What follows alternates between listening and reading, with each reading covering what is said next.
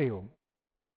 श्रीपाद श्रीवल्लभ श्रीमन्नरसिंह सरस्वती स्वामी महाराज, परमहंस परिव्राजकाचार्य श्रीमद वासुदेवानंद सरस्वती स्वामी महाराज यांचं पुण्यस्मरण करूया आणि गुरुतत्वाशी एकरूप झालेल्या ज्ञात आणि अज्ञात व्यक्ती आणि शक्ती यांचं पुण्यस्मरण.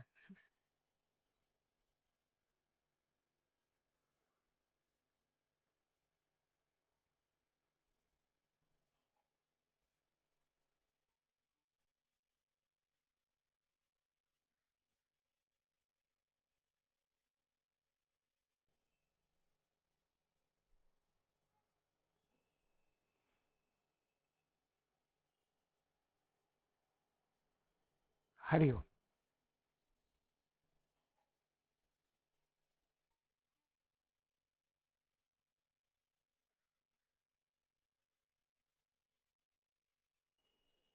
दत्त जयंतीच्या आजच्या दिवशी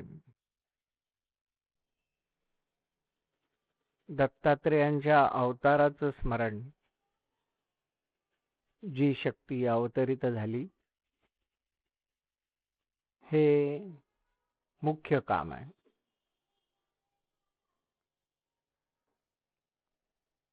दत्तशक्तीच्या आविर्भावाचा हा दिवस साक्षात वैश्विक शक्ती किंवा ब्रह्मशक्ती यांनी जे रूप धारण केलं, दत्तात्रेय नामक, त्या रूपाच्या अवतरणाचा हा दिवस.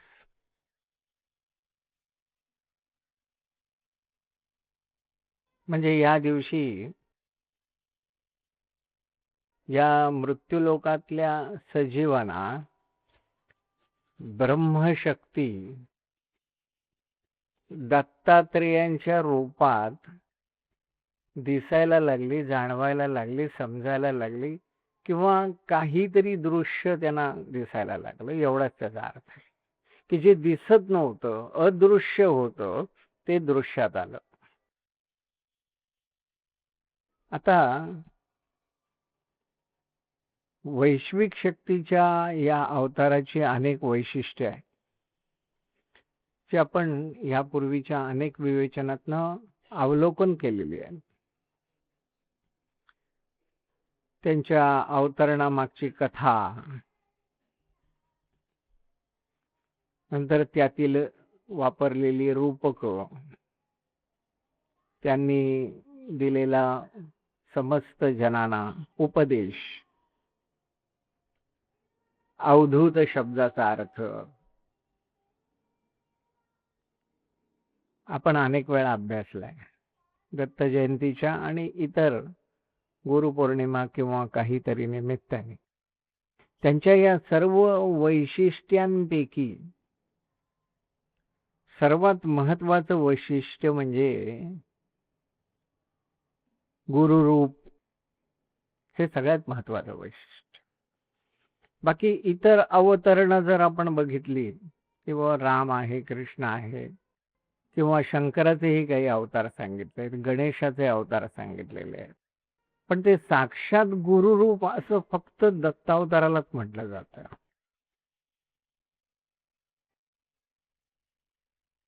हे सगळ्यात मोठं वैशिष्ट्य दत्तावताराचं.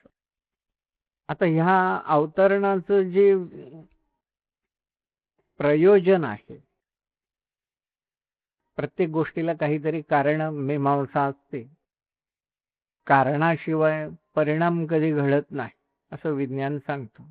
तसंच अध्यात्म पण सांगतं की काहीतरी कारण घडलं आणि त्यामुळे हा परिणाम झाला. तसंच या दत्तात्रेयांच्या लीला ज्या दिसायला लागल्या किंवा समजल्या लोकांना, त्याच्या मागचं प्रयोजन जे आहे ते महत्वाचं म्हणजे मानवतेवरची संकट घालवण्यासाठी. जे मुख्य आश्वासन कृष्णाने सांगितलं गीतेमध्ये, ते तिथे दत्तावतारामध्ये आहे की यदा यदा हि धर्मस्य ग्लानिर्भवति भारत, जेव्हा ग्लानी येते, संकट येतात, त्यावेळेला त्या कोणत्या ना कोणत्या रूपाने अवतरण होत असतं. तर सामान्य माणसाला त्यावेळेला समजतं असं नाही. ते कसं समजत नाही सामान्य माणसाला, ह्याच्या अनेक गोष्टी आपल्याकडे दत्त संप्रदायामध्ये निरनिराळ्या ग्रंथामधून सांगितलेल्या आहेत, की ते सामान्य माणसाला समजू शकत नाही. कारण सतत भौतिक दृष्टिकोनातनं बघत आलेला सामान्य मनुष्य तो त्याच्या पलीकडे असलेली ही शक्ती समजून घेऊ शकत नाही. आता खरं तर प्रत्येक वैश्विक शक्तीच्या जे प्रत्येक अवतरण आहे त्याच्यामध्ये जे मुख्य प्रयोजन आपल्या भारतीय तत्वज्ञानाने जे सांगितलेलं आहे ते जर आपण विचारात घेतलं तर इथे दत्तावताराला हे सगळं प्रयोजन बरोबर लागू होत.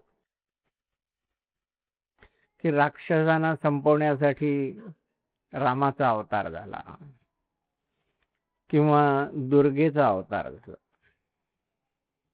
अन्यायाच्या परिमार्जनासाठी कृष्णाचा अवतार झाला.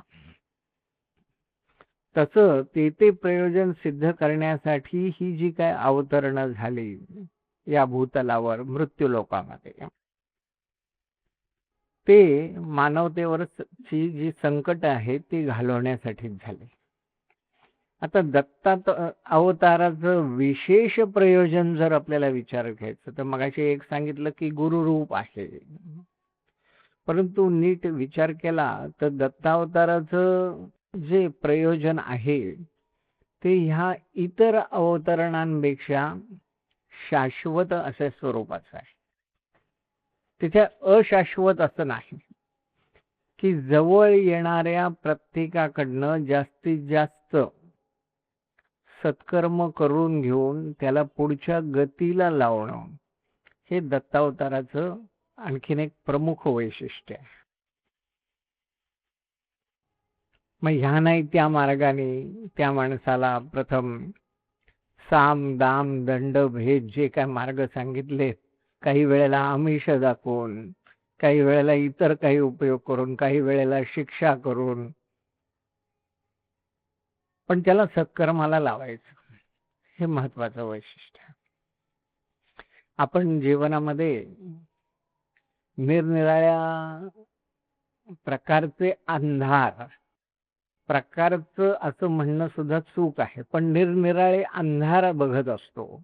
अंधाराला प्रकार एकच असतो की जे उजेड नाही तो अंधार. तर ते जे काय अंधार आपण बघत असतो, जे रात्रीचा असतो तो भौतिक अंधार असतो की तो येणारच. सूर्य मावळला की हळूहळू अंधार पडायला सुरुवात होतो, याला भौतिक अंधार असं म्हणतात. तो आपल्या सगळ्यांच्या परिचयाचा आहे. त्याशिवाय जेव्हा दुःख वाट्याला येतं मानवाच्या कोणत्या ना कोणत्या निमित्ताने, हे कायम येतच असतं, तरी मनुष्य जागा होत नाही कधीही. हे मानवी अवतरणाचं जसं वैशिष्ट्य, मग असे दत्तावताराचं वैशिष्ट्य सांगितलं, तसं मानवाचं हे वैशिष्ट्य आहे की दुःख आलं तरी तो जागा होत नाही. आपल्याला नक्की काय करायला पाहिजे हे त्याच्या लक्षात येत नाही. तेव्हा तेव्हा आता हे जेव्हा दुःख वाटायला येतं ह्याचा अर्थ काय असतो, आणि उजेड आणि अंधाराची उपमा जर तशीच्या तशी लावायची ठरवली तर इथे सुखाचा अंधार पडलेला असतो, म्हणून दुःख येतं, रोग येतो, किंवा आरोग्य म्हणजे रोग येतो म्हणजे काय, आरोग्याचा अंधार पसरलेला असतो असं भारतीय तत्वज्ञान सांगतं की आरोग्याचा अंधार येतो तेव्हा रोग येतो. जेव्हा आपण भय, क्रोध किंवा उद्विग्नता, आपण म्हणतो मन उद्विग्न झालं, फार त्रासून गेला, तेव्हा शांततेचा अंधार पडलेला असतो, परमशांतीचा अंधार असतो. याचा अर्थ इतर वेळेला परमशांतीच असते असं नाही, पण त्याचं कारण मीमांसा करताना ही करावी लागते की शांततेचा अंधार पडल्यानंतर ह्या भावना बळावतात. वस्तुतः आतापर्यंत हे जे काय वर्णन केलेले अंधार आहेत हे सगळे तत्कालीन स्वरूपाचे असतात, म्हणजे तात्पुरते असतात, ते जातात. म्हणजे अगोदर दुःखाच्या खाईत लोटलेला मनुष्य जरा कुठे सुख मिळायला सुरुवात झाली की तो सुखावतोय आणि मग त्या सुखामध्येच अडकतो. ह्याचाच अर्थ तो जो अंधार पडलेला होता मगाशी किंवा त्यापूर्वी तो तत्कालीन होता, तात्पुरता होता. आता सर्व अंधारांपेक्षा मोठा अंधार असं ज्याला म्हटलेलं आहे तो म्हणजे आपल्या आध्यात्मिक प्रगतीच्या पालवीचा ग्रास घेणारा असा अंधार असतो, आणि त्याला अज्ञान असं म्हटलेलं आहे. म्हणजे ज्ञान नाही, ते ज्ञानाचा अंधार, म्हणून ते अज्ञान. आता अज्ञानाच्या या अंधारापेक्षा दुसरा अधिक भयावह असा अंधार या जगामध्ये नाही. सगळ्यात मोठा अंधार आहे तो अज्ञानाचा अंधार. पुढचा भाग जो असा आहे की त्याच्यामध्ये स्वरूपाचं अज्ञान हे सगळ्यात प्रमुख असतं. आपण कोण आहोत, कशा करता आलेलो आहोत, कुठे जाणार आहोत, आपलं नक्की स्वरूप काय आहे याचा अंधार पडलेला असतो. आता आपण जन्म घेतलेला आहे आणि त्याप्रमाणे जीवन जगत आहोत. आलाय जन्म, घाडगाडगा चालू असतं. त्याप्रमाणे ते आजचा दिवस आला तो रेटायचा, उद्याचा परत नवीन चांगला येईल अशी आशा करायची, झोपण्याचा प्रयत्न करायचा, सकाळी उठायचं, कामाला लागायचं की ह्यानी काहीतरी सुख नावाचा जो उजेड आहे तो जीवनात येईल अशी आशा माणसाला असते. आता की ह्याच्यामध्ये जे आपण जीवन जगतो ते म्हणजे काय, मी अमुक आहे, मग स्वतःचं नाव, माझं शिक्षण, माझं स्वरूप वगैरे वगैरे गुणगौरव आपले आपणच गात असतो, स्वतःचे स्वतःशीच किंवा दुसऱ्याशी बोलताना सुद्धा. आणि त्याप्रमाणे आपण एकमेकाला ओळखतो. ते जे काही गुणगौरव आपण गातो एक दुसऱ्याबद्दल किंवा स्वतःबद्दल, त्याप्रमाणेच आपण एकमेकाला ओळखत असतो. आपलं नाव कोणचंही असो, आपण स्वतःला मारे म्हणून घेत असाल की मी अमुक अमुक नाव आहे, पण इतर बाहेर देहबाह्य आपल्याशी संबंधित येणारा प्रत्येक मनुष्य आपल्याला कदाचित वेगळ्याच नावाने ओळखत असतो. आपण विचार करून बघा, हे सत्य आहे अगदी. मग एखादा चांगला मनुष्य असतो, श्रीमंत आहे म्हणा, उद्योगपती आहे, त्याच्या समोर त्याच्या कचेरीत काम करणारे लोक त्याची स्तुती करत असतात त्याच्या नावाने. मग काय सर म्हणत असतील किंवा बॉस म्हणत असतील, साहेब म्हणत असतील, काय वाटेल ते म्हणतात. आणि त्याचं समजा पोट खूप मोठं आहे, पण हा दुसरीकडे मनुष्य गेला गुणगौरव गाणारा, अरे आत्ताच तो ढेरपोट्या मला असं सांगून गेला. म्हणजे काय झालं, तो मनुष्य त्याचं नाव राहिलं बाजूला, हा मनुष्य त्याला ढेरपोट्या म्हणूनच ओळखतो आणि तसंच वर्णन केलं जातं. असं प्रत्येकाच्या नजरेमधून प्रत्येक जण काहीतरी वेगळ्या नावाने परिचित असतो. म्हणजे हे जे सगळं चाललेलं असतं त्यात खरं काय आणि खोटं काय हे फार तावून सुलखून बघायला लागतं की नक्की खरं काय आहे ह्याच्यातलं आणि खोटं काय आहे.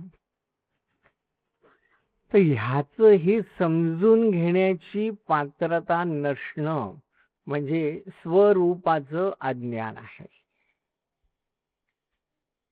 स्वरूपाचं अज्ञान याला म्हणतात, की आपण काहीतरी बेदरकार विधान करत असतो आणि त्याप्रमाणे एक दुसऱ्याला नावं ठेवत असतो. तसं स्वतःचं गुणगौरव गात असतो. त्याचं कारण स्वतःच्या खऱ्या रूपाबद्दल सुद्धा आपल्याला योग्य ज्ञान नसतं. आता इथे हे जे स्वतःचं खरं रूप अपेक्षित आहे ते आध्यात्मिक रूप आहे. तुमचं देहाचं कोणतं रूप आहे याच्याशी काही संबंध नाही त्याच्याशी. तसं हे स्वरूपाविषयीचं जे अज्ञान आहे हेच खरं अज्ञान. आणि हे अज्ञान खरोखर अतिशय भयावह आहे. सगळ्यात भयावह, की मी म्हणजे साक्षात ब्रह्म आहे. पण हे नुसतं घोकणं, पुस्तकात वाचणं, ऐकणं हे निराळी गोष्ट असते. आणि तशी भावना, तसं ज्ञान ते योग्य पचनी पडणं ही निराळी गोष्ट असते. पण त्याचं अज्ञान असतं स्वरूपाविषयीचं. त्यामुळे हे सगळ्यात भयावह असं अज्ञान असतं. तसा अंधारात एखाद्या माणसाने गोळीबार केला, अंधार पसरलेला आहे, भौतिक अंधार, आणि त्याच्यामध्ये गोळीबार केला, तर तो त्याच्या इच्छित लक्ष्यापर्यंत पोचेलच ह्याची शाश्वती देता येत नाही, याची खात्री आपण देऊ शकत नाही. कारण तो अंधारात मारलेला बाण असतो. आणि हा जसा अंधारात मारलेला बाण योग्य ठिकाणी पोचेल याची शाश्वती नाही, त्याचप्रमाणे अज्ञानरूपी अंधारामध्ये किंवा त्याच्या अज्ञानाच्या खाईत पडून मारलेल्या आध्यात्मिक उड्या सुद्धा आपल्याला खरोखर उत्क्रांतीच्या पायरीवर नेतीलच याची शाश्वती नाही. कारण जोपर्यंत आपल्यामध्ये अंधार आहे तोपर्यंत त्याची कोणतीही शाश्वती देता येत नाही. साध्या शब्दात सांगायचं तर ही अज्ञानवश केलेली कर्म ही आपली प्रगती घडवू शकतीलच असं नाही.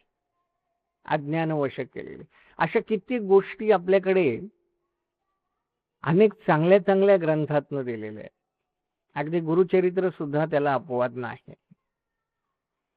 की अज्ञानवश केलेलं कर्म त्याला स्वर्गात घेऊन गेलं वगैरे वगैरे गोष्टी आहेत. पण या सगळ्या धादांत असत्य आहे, ह्याच्यात काही तथ्य मला तरी वाटत नाही. ते ज्ञानपूर्वक जिथे केलं गेलेलं असतं तिथेच ती प्रगती होऊ शकते. आणि त्या अज्ञानामुळे आपलं काय होतं, देहाबरोबर तादात्म्य होत असतं सतत. देहाबरोबर, मूळ ब्रह्मतत्वाबरोबर, ईश्वराबरोबर, दत्तात्रेयांबरोबर हे तादात्म्य होत नाही. आणि अर्थात मी म्हणजे हा जो देह अशी जी काही आपण कल्पना केलेली असते आणि आपली समजूत करून ठेवलेली असते, तेव्हा अगदी नको असलेल्या कल्पना सुद्धा करून आपण मायाजाळात अडकत असतो, त्याच्यात गुरफटून जातो आणि त्याच्यामुळे तापत्रय निर्माण करतो स्वतःभोवती. आणि मग स्वतःच त्याच्यात ते ताप भोगता भोगता आरडाओरडा करायला सुरुवात करतो की मला भयंकर त्रास होतोय. मला हे सगळं स्वतःच निर्माण केलेलं, पण आरडाओरडा मात्र इतरांकडे करतो. त्या पद्धतीने जर विचार केला तर संपूर्ण जी काही सृष्टी आहे ती अज्ञानग्रस्त आहे. कारण ज्या क्षणी ही सृष्टी किंवा समष्टी पूर्ण ज्ञानी होईल त्या क्षणी ही समष्टी, हा समाज हे राहणारच नाही शिल्लक. कारण विषमता शिल्लक आहे, म्हणजे समष्टीला अंधार आहे, समाजामध्ये अंधार आहे, म्हणून तो शिल्लक आहे. ती विषमता आहे. आता ह्याच्यामध्ये एखाद दुसरा अज्ञानी असेल तर ठीक आहे हो समाजामध्ये, पण जेव्हा संपूर्ण समष्टी, संपूर्ण समाज जेव्हा अंधाराच्या खाईत लोटला जातो, तेव्हा सद्धर्माचा लोप झालेला आहे असं समजा निश्चितपणे. आता सद्धर्म म्हणजे असं काही नाहीये की ज्याला आपण सद्धर्म म्हणतो तो सद्धर्म असेलच असं नाही. अगदी बारीक सारीक व्रत वैकल्य आपल्याकडे असतात, अनेक बोकळलेली आहेत समाजामध्ये. हे सगळे अज्ञानाचे परिणाम आहेत की हे काही नाही भाऊ, या दिवशी एक अमुक एवढी फळं महालक्ष्मीला अर्पण करायची, एवढी पानं अर्पण करायची, एवढी पत्री अर्पण करायची, नमस्कार करायचा की ती लक्ष्मी आलीच म्हणून समजा. अरे इतकं सोपं आहे का? इतकं सोपं असतं तर सगळा हा देश नव्हे सारं विश्व सगळे सगळे धनवान झाले असते, पण तसं होताना आढळत नाही. हे सत्य जे आहे त्याच्याकडे आपण डोळेझाक करत असतो सतत, की हे सत्य समजून घ्यायला तयार नसतो, कारण वेडी आशा त्याच्या मागे आपण धावत असतो. हा जो आहे हा समष्टीचा अंधार, ह्याला सामाजिक अंधार किंवा राष्ट्राचा अंधार असं म्हटलं जातं. आता ह्याच्यामध्ये जो शाश्वतता जी आहे ती मगाशी मी सांगितलं की शाश्वत सत्य जे या इतर अवतारांच्या तुलनेमध्ये दत्तात्रेयांमध्ये निश्चितपणे आढळतं ते म्हणजे शाश्वत गुरु, की समाजाने नक्की काय करायला पाहिजे ह्याचं बरोबर मार्गदर्शन गुरु रूपाने दत्तात्रेयाने केलेलं आढळतं. हे सगळ्यात महत्वाचं वैशिष्ट्य आहे दत्त अवताराचं. तर मानवी जीवनातला हा जो काय अज्ञानाचा अंधार संपवण्यासाठी जे अवतरण झालं दत्तात्रेयांचं, ते भगवंताच्या अवताराच्या प्रयोजनाबाबत भागवतामध्ये त्यांनी कारणमीमांसा केलेली आहे याची. आणि त्याच्यामध्ये जे काय सांगितलंय की मोठेपणासाठी मी कधी अवतार घेत नसतो, की मला लोकांनी मोठं व्हावं, मोठं म्हणावं, उच्च स्थान द्यावं म्हणून मी कधीही अवतार घेत नसतो असं स्पष्ट सांगून टाकलं. आणि ते बरोबर इथे दत्तात्रेयांना लागू होत की मोठेपणासाठी अवतार नाही, तिथे गुप्तता झाली, गुप्त झालं सगळं, काही समजलं नाही कोणाला. किंवा नक्की ते पिशाच्य रूप जे आहे त्याच्या त्या धूळपेकीमुळे बराचसा समाज लांबच गेलेला आढळतो, त्यांच्या जवळ आलेला आढळत नाही. कारण ते बाल आणि उन्मत्त आणि पिशाच्य रूप जे आहे त्यांचं ते समजूच शकले नाहीत लोक, समाजाला समजलं नाही. त्याचं कारण त्या ज्ञानाचा अंधार होता. तर मुख्य 3 प्रयोजन त्यांनी सांगितले की समाजाच्या रक्षणासाठी, नंतर समाजाच्या शिक्षणासाठी आणि समाजाच्या वधासाठी. वधासाठी याचा अर्थ संबंध समाजाचा नाही, त्याच्यामध्ये ज्या वाईट प्रवृत्ती आहेत त्यांच्या वधासाठी मी अवतरण केलं. आता उल्लेख दत्त महात्म्यामध्ये स्वामी महाराजांनी केलेला आहे की हे 3 मुख्य प्रयोजन तिथे आढळतात दत्तावतारामध्ये. आता नेमका या ध्येयाला अनुसरून दत्तात्रेयांचा जो हा अवतरण आहे किंवा हा अवतार जो झाला आहे, ती गोष्ट लक्षात घेतली पाहिजे आपल्याला की हे अवतरण या 3 कारणासाठी झालं, की शिक्षण, रक्षण आणि वध, या 3 कारणांसाठी. आता या शिक्षणाची एक साखळी आपल्याकडे सांगितली. आता ह्या शिक्षणाच्या साखळीमध्ये 2 प्रकार मुख्य प्रमुख सांगितले जातात की ज्या पद्धतीने आपण शिक्षण घेतो. तो पहिला म्हणजे आपण इतरांपासून घेतो ते शिक्षण. आपले जर डोळे नीट उघडे असतील, कान नीट तल्लख असतील, बुद्धी बरोबर काम करत असेल तर आपण आपल्या शत्रूकडनं सुद्धा शिक्षण घेऊ शकतो, नव्हे घेतो. आता ते कदाचित कबूल कराल अथवा करणार नाही, पण त्या शत्रूकडे सुद्धा काहीतरी गुण असतात आणि ते जर आपण आपले डोळे उघडे ठेवले आणि विचार मंथन चालू ठेवलं तर आपल्याला समजतात. हे सगळे इतरांपासून घेतलेलं शिक्षण आहे. म्हणून हा पहिला प्रकार झाला की इतरांपासून घेतलं ते. आणि दुसरं म्हणजे आपण स्वतःला देतो ते शिक्षण. म्हणजे आपलं चिंतन करून, विचारांचं चिंतन, कृतीचं चिंतन, त्याच्यातून काहीतरी तात्पर्य काढून आपण स्वतःला शिकवत असतो, ते दुसऱ्या प्रकारचं शिक्षण आहे. आता दुसऱ्या प्रकाराला हा जे नाव आहे त्याला अध्यात्माने आत्मशिक्षण असं म्हटलेलं आहे. हे जे आहे ते आत्मशिक्षण. आता दत्तात्रेयांच्या अवताराचं वैशिष्ट्य बघितलं तर त्यांनी 24 गुरु केले. पण 24 गुरु याचा अर्थ खरोखरच 24 गुरु केले का, सगळ्यांकडनं दीक्षा घेतली का? नाही, तसं नाही. ते की त्या प्रत्येकाकडनं ते जे गुण शिकले, मग तो त्यांचं काही मानवासारखा मानव असायलाच पाहिजे असं नाही. मग मुंगीकडनं काय शिकले, भुंग्याकडनं काय शिकले वगैरे वगैरे जे दिले ते आपल्या शिवाय इतरांकडनं घेतलेलं शिक्षण हा पहिल्या प्रकारात मोडतो. आता ह्याशिवाय त्या 24 जणांना माहिती होतं का हो, ते जे काय 24 जण वर्णन केलेत, मुंगी वगैरे वगैरे, किंवा आपण ह्याचे गुरु आहोत म्हणून, पण ते दत्तावतारामध्ये वर्णन केले.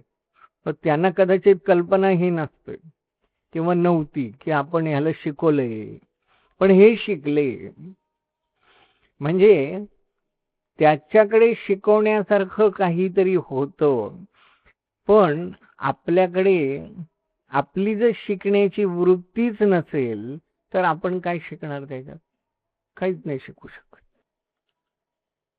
दत्तावताराकडे बघितल्यानंतर हे लक्षात येतं की जे त्यांच्या जवळ आले, गुरु म्हणून त्यांना मान दिला, पण शिकण्याची वृत्ती नव्हती, ते काहीही शिकू शकले नाही. म्हणजे धड बाह्य शिक्षण झालं नाही आणि आत्मशिक्षण पण झालं नाही. पण जे आले बरोबर जवळ, मग ते कशा प्रकारे शिकले? ते दोन्ही प्रकारे शिकले. जसं द्रोणाचार्य आणि एकलव्याचं उदाहरण देतात की प्रत्यक्ष ते काही गुरु तिथे उपलब्ध नव्हते. द्रोणाचार्यांना कल्पनाही नव्हती शेवटपर्यंत की असं कोणी आपल्याकडे बघून धनुर्विद्या शिकला असेल अशी. ती अगदी शेवटी आली कल्पना, पण हा शिकला. अशी अनेक उदाहरणं आहेत. तर तिथे नेमकी जी काही कृतज्ञता बुद्धी पाहिजे ती शिकवणारा जे अवतरण आहे ते म्हणजे दत्तात्रेयांचं आहे. ही कृतज्ञता बुद्धी त्या मुंगीबद्दल सुद्धा त्याने बाळगली, त्या भुंग्याबद्दल बाळगली, शत्रूबद्दल बाळगली, मित्राबद्दल बाळगली, किंवा आणखी संबंध समाजाबद्दल बाळगली. आणि तिचा नेमका अभाव आपल्यामध्ये असतो. म्हणून आपण ते आत्मशिक्षण पण घेऊ शकत नाही आणि दुसऱ्यापासून पण शिक्षण घेऊ शकत नाही. हे आणखीन एक मोठं वैशिष्ट्य दत्त अवतारणाचं लक्षात घेणं आवश्यक आहे. आता ह्यामध्ये द्रोणाचार्यांच्या उदाहरणामध्ये आपल्या या दूरस्थ शिष्याचा त्यांना पत्ता देखील नव्हता असा उल्लेख महाभारतकाराने केलेला आहे.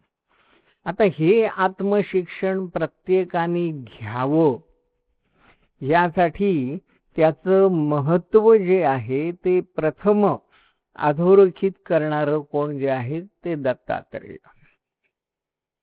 इथे काय आपल्याला तुलना करायची नाहीये की बो राम कोण होता, कृष्ण कोण होता, शंकर कोण होता आणि दत्तात्रेय कोण होते. पण अशा प्रकारचं शिक्षण घेणं मानवाला आवश्यक आहे. हे शिकवणारं किंवा उच्च रवानी सांगणारं कोणचं अवतरण असेल तर ते दत्तात्रेयांचं आहे. हा प्रमुख भाग त्याच्यात लक्षात घ्यायला पाहिजे. आता गंमत बघा अशी आहे याच्यामध्ये की आत्मशिक्षण घेण्यासाठी बाह्य विश्वात ते गुण दाखवणारा कोणीतरी लागतो किंवा सांगणारा कोणीतरी लागतो, तर ते आत्मशिक्षण होईल ना. म्हणजे कोणीतरी सांगितलं, आपण ऐकलं आणि या कानाने ऐकून या कानाने सोडून दिलं तर आत्मशिक्षण होईल का? नाही होणार. आपली जशी ऐकण्याची तयारी पाहिजे तशी ती शिकण्याची पण बरोबर तयारी पाहिजे. या दोन्ही गोष्टी पाहिजेत तरच ते आत्मशिक्षण होईल. मग ते आपण कितपत करतो असं प्रत्येकाने स्वतःला विचारायचंय या दत्त अवतरणाच्या दिवशी, की खरोखर हे आत्मशिक्षण आपण करतो का? नाही करत. तर ते जे कोणीतरी तिथे असावा लागतो आणि त्यामध्ये पहिल्या प्रकारचं शिक्षणही महत्वाचं आहे. परंतु समजा जर काय की एखाद्याने ज्ञान देणारा प्रत्यक्ष गुरु केला, सगुण गुरु केला,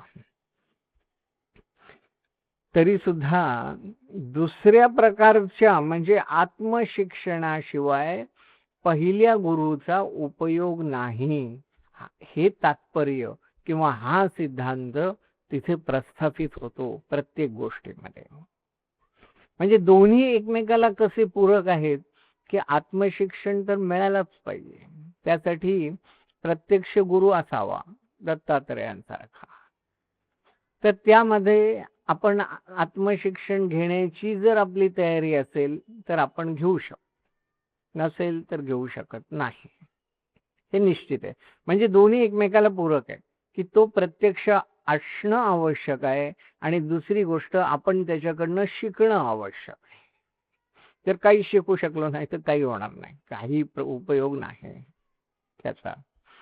आता गुरुपासून ही जी काही विद्या शिकलेली आहे आपण किंवा शिकू शकतो भविष्य काळात, तर ती सार्थकी लावण्यासाठी शिष्याला भरपूर प्रयत्न करावे लागतात. हे सगळं त्या दत्त महात्म्यामध्ये वर्णन केलेलं आहे. आता ती पचनी पाडण्यासाठी आत्मशिक्षणाची मुख्य जरुरी असते. परंतु होतं काय की गुरुने दिलेलं ज्ञान कितीही मोठं असलं तरी ते पचनी पडण्यास एक जन्म काही माणसाला पुरत नाही. कारण का ती शिकण्याची तयारीच नसते. ती तयारी करायला काही वेळेला जन्म जावे लागतं. ती शिकण्याची तयारी आहे. अगदी साध्या साध्या गोष्टीत आपण बघू शकता. हे आपण एखाद्याला विचारायला गेलात काही सल्ला आणि मग त्यांनी काही सल्ला दिला, तो आपल्याला सोयीस्कर नसेल त्यावेळेला किंवा वाटत असतं की हे काही सोयीस्कर नाहीये आपल्याला आता, मग तो विचारणारा शिष्य किंवा तशा प्रकारचा भक्त साधक हे काय सांगतात मला, आणि मी 20 वर्ष हा धंदा करतोय, आज ह्यांना काय समजते, मी हे असंच करणार झालं. म्हणजे काय आत्मशिक्षण तिथून होऊ शकत नाही, झालेलं नाही. तशी शिकण्याची मनाची तयारी झालेली नाही. ती तयारी करण्यासाठी काही जन्म घालवणं आवश्यक असतं, तेव्हा ते तिथे जातात जन्म आणि मग तो मनुष्य जागा होतो. ह्या सगळ्या गोष्टींना पर्याय नाहीये काही दुसरा. तर हे शिकवणारं सुद्धा दत्तात्रेयांचं अवतरण आहे.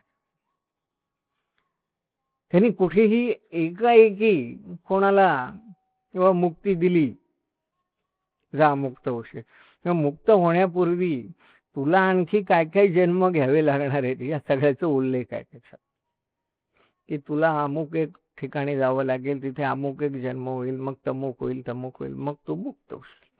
म्हणजे तेवढं शिक्षण घेण्यासाठी तुला एवढे जन्म घ्यावे लागतील, हे त्यांनी स्पष्ट सांगून टाकलं. तर हे सांगणारं दत्तात्रेयांचं अवतरण. आता परमहंस परिव्राजकाचार्य श्रीमद वासुदेवानंद सरस्वती स्वामी महाराज यांचं जे अवतरण आहे ते म्हणजे साक्षात करुणावतार आहे. अवतरण दत्तात्रेयांचं, पण करुण अशा रसानी परिपूर्ण असलेलं, की त्याच्याशिवाय दुसरा रस नाही. अत्यंत करुणा प्रत्येकाबद्दलची. आता विश्वरंभी ही जी काय उत्पन्न झालेली दत्त शक्ती आहे, ती अविरतपणे सतत, म्हणजे एका प्रवाहासारखी आपल्यापर्यंत जो ते ज्ञान आहे ते पोचवण्यासाठी जे दत्तावतार झाले, त्यापैकी एक जाज्वल्य असा दत्तावतार म्हणजे आपल्या मागे डोंगरासारखे, पहाडासारखे उभे असलेले स्वामी महाराज हे अवतरण आहे. त्याच्यातलं करुण रसाने परिपूर्ण असलेलं.